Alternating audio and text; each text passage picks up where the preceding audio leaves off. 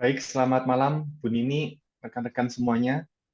Eh, Kami dari kelompok 2 akan menjelaskan pada malam hari ini terkait bisnis model Canvas, yaitu implementasi SFA di PT Konimax. Sebelumnya perkenalkan kami, saya Yohanes Diraharjo, kemudian ada Pak Kevin Harlis, dan juga ada Pak Satria Agung Nugraha. Jadi kami bertiga akan mendesain tentang eh, pemanfaatan SFA yang diimplementasikan di PT Konimax. Ada 4 topik yang akan kita bahas pada malam hari ini. Jadi eh, tetap tetap konsentrasi dan fokus memperhatikan. Kita mulai dari latar belakang yang pertama. Jadi kita akan membahas terkait permasalahan dan konsep SFA yang digunakan sebagai solusi. Jadi apa saja sih permasalahan yang sering muncul? Ini yang sering dihadapi di PT Konimax dan kemungkinan juga di perusahaan yang lain. Ada 3. Jadi yang pertama yaitu kerja sales tidak terkontrol atau termonitoring. Kemudian yang kedua ada proses order, yaitu sales dengan customer. Ini tidak bisa dilakukan dengan efektif dan efisien.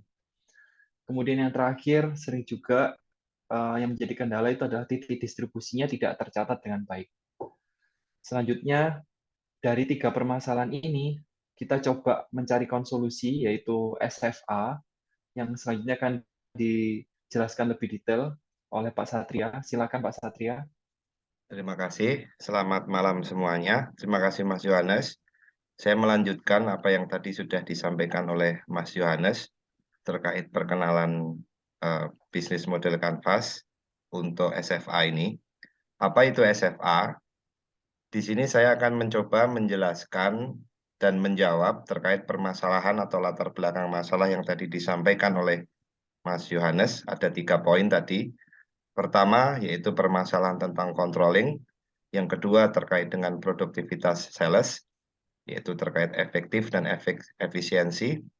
Kemudian yang ketiga adalah terkait dengan titik distribusi. Apa itu SFA? SFA itu sendiri adalah sebuah inovasi dari PT Konimax yang sebelumnya menggunakan cara konvensional dengan menggunakan kertas secara orderan. Saat ini SFA adalah sebuah sistem yang digunakan untuk mengelola penjualan agar lebih efisien. Di dalamnya terdapat sebuah aplikasi yang membantu mengotomatisasikan alur kerja seperti mengelola prospek, kemudian memperkirakan penjualan, dan juga sebagai alat kontrol kinerja tim penjualan. Next, Mas.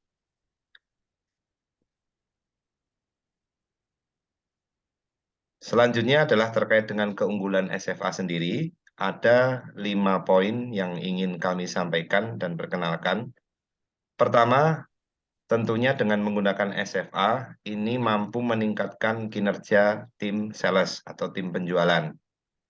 Yang kedua, meminimalisir human error. Yang ketiga, otomatisasi proses penjualan. Kemudian yang keempat, mengarahkan prospek secara otomatis. Kemudian yang terakhir, report atau laporan lebih real time. Next. Sebelum masuk ke bisnis model Canvas dari poin 1 sampai poin 9, kami akan menyampaikan profil singkat terkait perusahaan, yaitu PT Konimax. PT Konimax sendiri adalah sebuah perusahaan FMCG yang memproduksi 3 produk, yaitu produk farmasi, kemudian produk makanan atau food, kemudian candy, dan juga natural product. Produk-produk yang diproduksi oleh PT Konimax didistribusikan oleh PT Marga Nusantara Jaya yang memiliki 52 cabang yang tersebar di seluruh Indonesia. Next, Mas. Berikut kami tampilkan contoh beberapa produk di PT Konimax untuk farmasi, kemudian juga food and candy, kemudian juga natural product atau consumer health dan personal care, dan juga natural product yang mungkin Bapak dan Ibu sekalian pernah melihat di iklan. Next. Selanjutnya, di poin nomor 3, yaitu terkait dengan bisnis model Canvas, akan dilanjutkan oleh Mas Yohanes dan Mas Kevin. Silakan Mas Yo dan Mas Kevin. Baik, terima kasih Pak Satria. Selanjutnya kita akan melihat terkait dengan bisnis model Canvas yang diimplementasikan di PT Konimax. Jadi apa sih bisnis model Canvas itu? Jadi bisnis model Canvas ini menurut sebuah yang dipakai untuk mendeskripsikan, menganalisa, dan mendesain sebuah bisnis model. Nah, ada 9 poin di sini yang akan kita bahas pada malam hari ini. Sih pengguna atau konsumen untuk produk atau barang jasa. Jadi untuk SFA ini ada 5, yaitu yang pertama pemilik perusahaan retail, yang kedua distributor, yang ketiga prinsip pemilik brand, yang keempat adalah sales, dan yang kelima adalah customer sendiri. Kemudian di poin yang kedua terkait dengan value proposition, apa sih yang diterima oleh pengguna jika menggunakan SFA ini? Ada 4 poin, yaitu yang pertama, jelas ada purchase order atau pesan. Yang kedua ada sales control dan monitoring. Kemudian ada efisiensi waktu pengiriman. Dan yang keempat adalah digitalisasi database dari sisi front.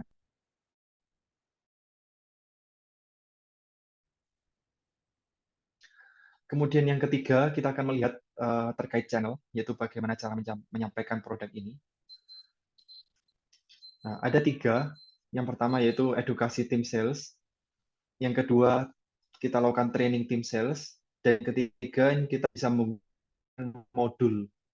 Jadi kalau bisa mengikuti dengan jelas terkait dengan training atau edukasi. Selanjutnya kita akan melihat poin keempat terkait dengan hubungan dengan customer. Ini ada 4 poin. Jadi yang pertama, kita ada warranty system atau hardware, dan juga ada user-friendly application for user. Dan yang ketiga adalah open source GUI. Jadi GUI-nya bisa dimotif sesuai dengan permintaan sales. Dan yang keempat ini adalah up-to-date version. Jadi selalu up-to-date dengan progres perkembangan yang ada. Kemudian yang kelima, kita akan melihat dari sisi revenue stream. Jadi aliran penerimaan apa saja sih yang akan kita terima. Nah, kalau kita lihat dari gambar di samping ini, proses distribusi dari distributor sampai ke end user ini panjang sekali. Jadi akan ada pertama efisiensi, yaitu penghematan operasional. Yang kedua, tren, kepastian order customer. Yang ketiga adalah tracking dan tracing sales. Yang keempat adalah segmentasi pelanggan, jadi kita bisa prioritaskan. Dan yang kelima adalah mapping coverage area sales dan pengembangan produk. Selanjutnya untuk poin ke-6 sampai ke-9, silakan Pak Kevin dilanjutkan. Baik, terima kasih Pak Yohanes. Di sini saya akan melanjutkan mulai dari poin yang key resource. Jadi sumber daya penting apa saja yang diperlukan untuk mendukung SFA ini?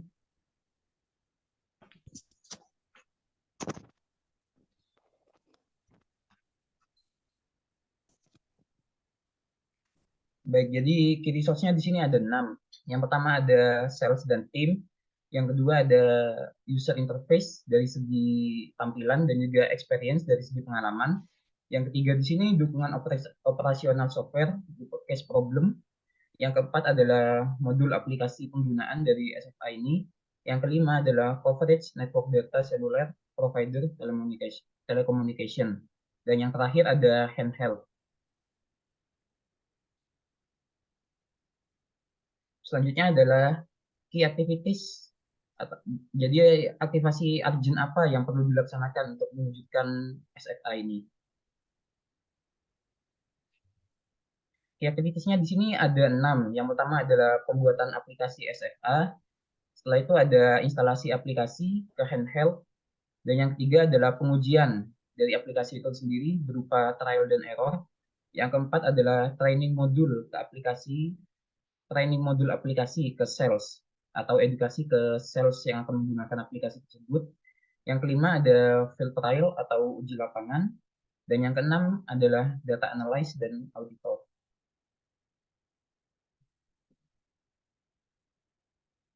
Selanjutnya di sini ada key partner.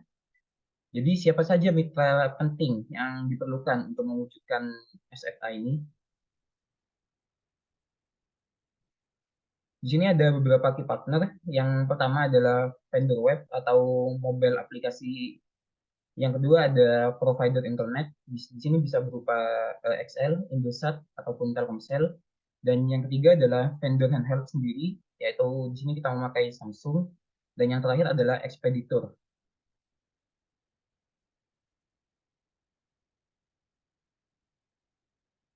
Untuk poin nomor 9 di sini ada cost structure. Jadi apa implikasi biaya yang harus kita keluarkan untuk mewujudkan aplikasi SFA ini?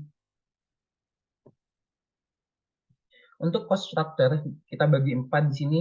Yang pertama adalah pembelian sistem SFA itu sendiri. Yang kedua adalah pengadaan perangkat handheld yang nanti akan digunakan. Yang ketiga ada data internet. Dan yang terakhir ada training sales.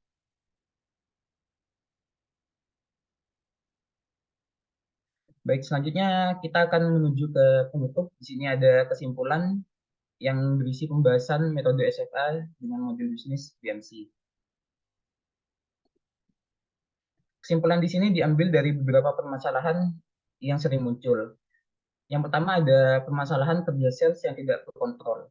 Jadi di sini kami bisa menanganinya dengan bisnis model canvas yang dipakai PT Konimax untuk menyelesaikan permasalahan terkait operasional sales. Kemudian permasalahan yang kedua yaitu proses order, sales dan customer yang tidak bisa dilakukan dengan efektif dan efisien. Dengan menggunakan SFA ini juga merupakan solusi yang ditetapkan PT Konimax untuk meningkatkan produktivitas dan performance tim penjualan. Kemudian permasalahan yang terakhir yaitu titik distribusi yang tidak tercatat. Untuk penanganan tersebut, SFA di sini digunakan untuk mengembangkan sales area coverage dan product development tersebut. Oke, jadi demikian presentasi dari kami, yaitu kelompok 2. Semoga apa yang kita sampaikan dapat bermanfaat bagi kita semua tentunya. Dan jika ada kekurangan dari kami mohon maaf yang sebesar-besarnya. Dan selebihnya terima kasih.